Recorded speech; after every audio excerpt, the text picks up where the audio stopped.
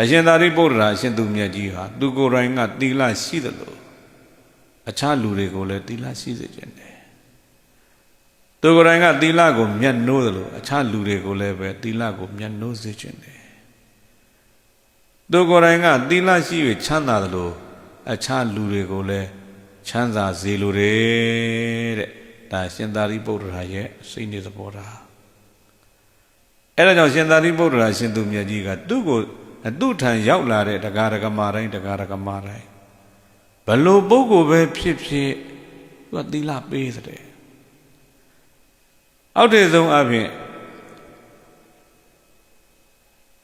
မုတ်ဆိုးလုပ်ငန်းနဲ့အသက်မွေးရတဲ့လူရောက်လာလားရေလုပ်ငန်းနဲ့အသက်မွေးရတဲ့လူပဲရောက်လာလားသူကဘာလို့တော့မေးရင်သီလကတော့ပေးလိုက်တာပဲသီလကတော့ပေးလိုက်တာပဲအဲ့တော့ဘာဖြစ်ကြတော့မေးလိုက်တော့တဲ့တရားဓမ္မတွေကအရှင်သာရိပုတ္တရာရဲ့ရှေ့မောက်ကြောက်လို့မလျှောက်ဝန်းလို့သီလယူခဲ့ရတော့လည်းပဲကိုယ်နေရာကိုပြန်ရောက်တဲ့အခါဥမတောက်မှသီလစောင့်မယ်ဆိုတဲ့အတိုင်းသီလစောင့်ကြတယ်ဆိုတဲ့အတိုင်းကိုယ့်ရဲ့အလုပ်မြဲအလုပ်တွေပြန်လုပ်ပြီးတော့နေကြဆိုလိုတာကတော့ရှင်သာရိပုတ္တရာရဲ့ရှေ့မောက်မှာသီလကိုစောင့်ရှောက်ပြီးရှင်သာရိပုတ္တရာကွယ်ရကြသီလကိုမထိန်နိုင်ကြဘူးပေါ့မုတ်ဆိုးကလည်းပဲသူ့ရဲ့အလုပ်သူပြန်လုပ်တော့တဲ့ထွက်နောက်တခါရေလုပ်ငန်းသမားကလည်းရေထဲသွားသူ့အလုပ်သူပြန်လုပ်ဒါတွေကိုတွေ့မြင်ရတဲ့ရှင်သာရိပုတ္တရာဟာဓမ္မသံဝေကတွေရပြီးတော့သူ့တပည့်တစ်ပါးကိုပြောတယ်ကြည်စမ်းငါရှိမှသီလခံယူသွားပြီးငါကွယ်ရကြသီလမထိန်ကြဘူးဒီလူတွေကြည်စမ်းလို့ပြောတော့တပည့်ဖြစ်သူကအရှင်ဘုရားရဲ့ရှေ့မောက်တို့တွေကြောက်လို့ရှင်ဘုရားရဲ့သီလကိုတမာရီကိုပညာကိုတွေကြီးမားလွန်းလို့မလျှောက်ဝန်းလို့ငြိမ်နေကြတာသီလတော့တကယ်သူတို့မလိုချင်ကြလို့ပေါ့ဗျာအဲဒါကြောင့်ရှင်ဘုရားတဲ့နောက်မှာသီလလိုချင်တဲ့ပုဂ္ဂိုလ်စားပေးပြီးတော့မလိုချင်တဲ့ပုဂ္ဂိုလ်တွေသီလမပေးတာအကောင်းဆုံးပါဘုရားလို့တပည့်တော်ကဒီလိုလျှောက်တယ်အဲ့ဒီအခါမှာဘာဖြစ်တော့မေးလိုက်တော့ဒီသတင်းစကားမြတ်စွာဘုရားကြားသွားတဲ့အခါမြတ်စွာဘုရားရှင်ကိုရောမြတ်ကြီးကချက်သားတို့ရှေးတုန်းကတက္ကသိုလ်ကြီးတစ်ခုမှာပါမောက္ခချုပ်ကြီးတယောက်ကသူ့ထံရောက်လာတဲ့ကျောင်းသားမိဘတွေကျောင်းသားရဲ့အဖေပဲဖြစ်ဖြစ်ကျောင်းသားအမေပဲဖြစ်ဖြစ်ကျောင်းသားရဲ့ဆွေမျိုးသားချင်းတွေပဲဖြစ်ဖြစ်တက္ကသိုလ်ဆရာကြီးကသူ့ထံမှရောက်ပြီးတော့သူကလည်းသီလတွေပေးသီလတွေစောင့်ရှောက်ခိုင်းတယ်အဲ့တော့ကျောင်းသားမိဘတွေကကျောင်းသားတွေနဲ့လာတွေ့တုံးလေးဆိုတော့ဆရာကြီးလေးစားလို့သီလခံယူရတော့လည်းပဲသူတို့အဝေးကနေတစ်နှစ်မှတစ်ခါလောက်တွေ့ရတဲ့သူတို့သားလေးတွေနဲ့ညနေသားလဲလိုက်တူသွားစားရင်စားကြမှာပေါ့အဲ့ဒါတွေကြည်ပြီးတော့ပါမောက္ခချုပ်ကြီးက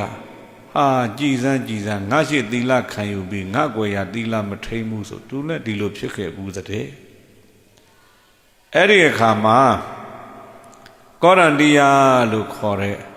ပါမောက္ခချုပ်ကြီးရဲ့တပည့်လေးတယောက်ကအခြားတနေရာကနေပြန်လာတောနဲ့ကြီးထဲမှာတပည့်900နဲ့သွားရကနေသူကတယောက်တည်းကြံခဲ့ဘာလို့ကြံခဲ့တယ်လဲမေးကြောက်ခဲလေးတွေကောက်ပြီးတော့အတူတရာနဲ့တဲ့6ကြီးတောင်ထိပ်ကနေကြည့်ရင်တောင်အောက်ကိုမမြင်လောက်တဲ့6ကြီးတဲ့ကိုလက်ကလေးနဲ့ကောက်ပြီးခဲတွေပစ်ချတယ်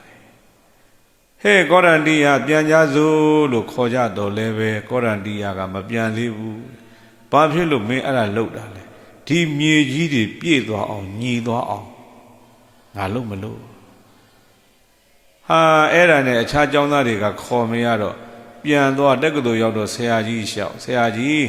ကျွန်တော်တို့ပွဲကတော့ပြန်လာပြီလမ်းမှာကောရန္တိယကြံခဲ့တယ်ဘာလို့ကြံခဲ့တယ်လဲမေးဒီလိုပဲလို့ပြောတော့ပါမောက္ခချုပ်ဆရာကြီးပါအဲ့ဒီတော်တယ်လိုက်လာပြီငါတပည့်မင်းအဲ့ဒါဘာလို့ဆရာကြီးရဲ့လောကကြီးထဲမှာရှိတဲ့မြေအပြင်ကိုဟောဒီလက်ဝါးပြင်လို့ညီသွားအောင်ကျွန်တော်မျိုးလက်နဲ့ဟောဒီမြေတွေကိုညှိနေတာပါတဲ့ကြောက်ခဲလေးတွေပြစ်ချပြီးမြေညှိနေတာပါငါတပည့်ရတဲ့မင်းအသက်သာကုံရင်ကုံသွားလိမ့်မယ်မြေကတော့ဘယ်နည်းနဲ့မှမညီနိုင်ဘူးလို့ဆရာကြီးကပြောတော့တပည့်ဖြစ်သူကလည်းပြန်ပြောတယ်ဆရာကြီးရဲ့တဲ့လောကကြီးတဲ့ရှိတဲ့မြေတောင်ညီအောင်ညှိလို့မရနိုင်ဘူးဆိုရင် လောကကြီးထဲမှာရှိကြတဲ့လူတွေကိုလည်းဆရာကြီးဖြစ်စေခြင်းနဲ့အတိုင်းအကုန်လုံးသီလရှိဖို့သီလရှိတဲ့လူတွေဖြစ်အောင်လုပ်ဖို့ဆိုတာဘယ်လွယ်ပါမလဲ